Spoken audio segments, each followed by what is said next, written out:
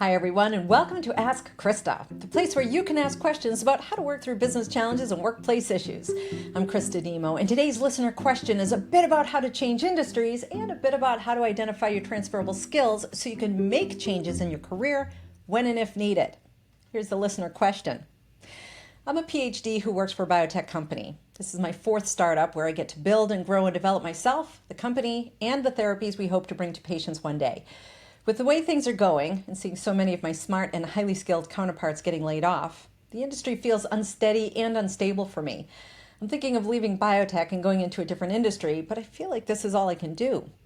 I also don't want to have to start from scratch, taking a big step back in my career. I don't mind going down a few steps, but starting at entry level after working for 15 years isn't appealing. I suppose I can go into teaching, but I've also considered using my master's degree in mechanical engineering, which I got before my PhD, and shifting over to robotics. I've already spoken with 2 companies that have products in the market and are interested in exploring how I can use my master's degree and my skills in research to work with them. I just don't know how to position myself. Do I have to take a big step back to change industries? Sounds to me like this listener has already started answering their own question, which is great. You are absolutely on the right track if you've already started talking about opportunities in different industries where you have transferable skills. In this case, our listener is seeking a seemingly more stable and steady industry and environment, and that's not uncommon when it comes to somebody looking to change industries. The key to unlocking opportunities across industries or domains or sectors, whatever it is you'd like to say about changing industries, is very much like any other transformation or transition plan. You want to think about what's your current state, what's the desired future state, and what has to happen to get from here to there. Start with your technical skills. Do you have the technical skills to transition to a new industry? Sometimes the answer is yes.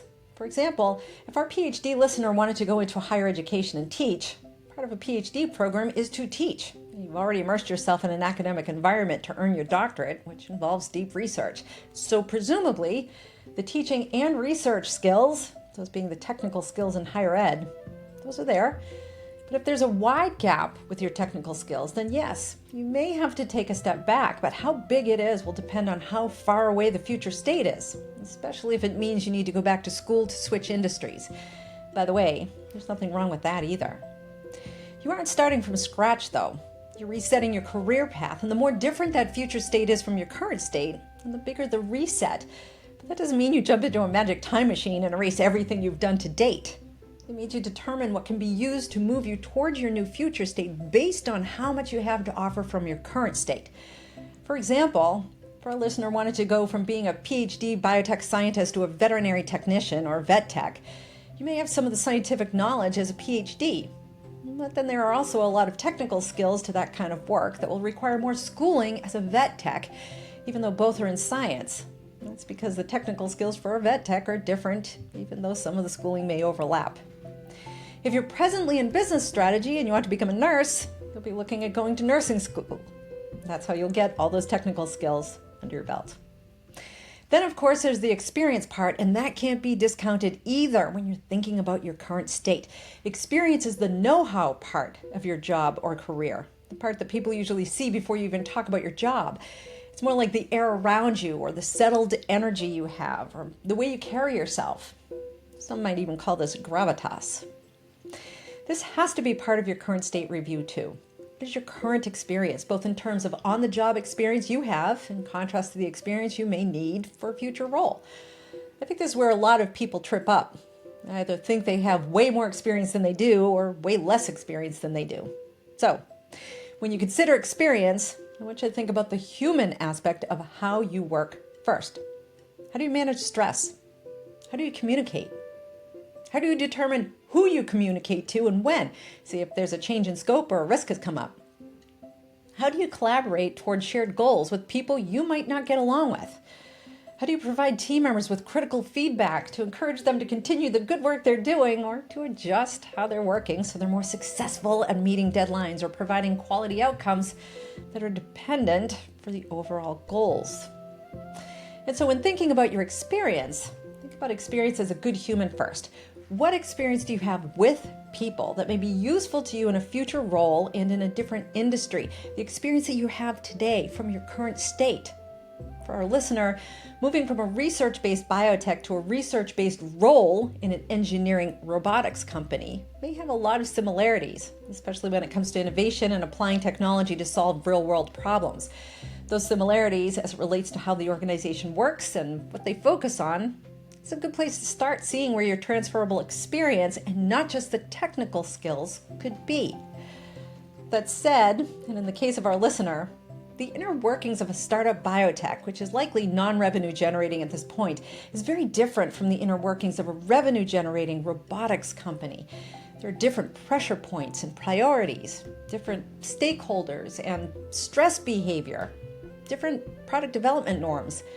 For our listeners positioned to work in the robotics research and development world, in one of those positions, chances are high that our listener will be involved in customer focus groups or customer feedback session, potential complaints handling, areas our listener may or may not have been involved in to date or may not want to be involved in.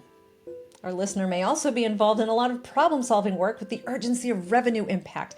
And while there are transferable hands-on experience skills associated with that work, it's not typically the environment most startup biotech scientists are used to or involved in.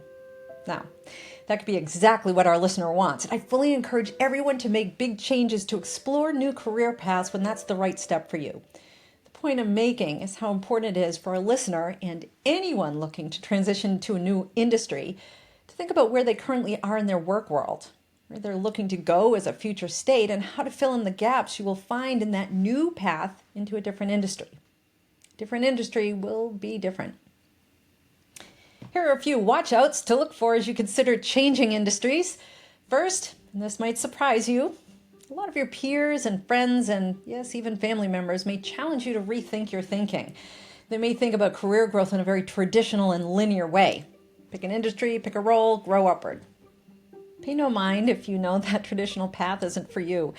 There's no harm in learning about what it might take to change industries, and anyone trying to slow you down is probably slowing you down because of how they feel about changing industries, and not because of how they feel about you changing industries.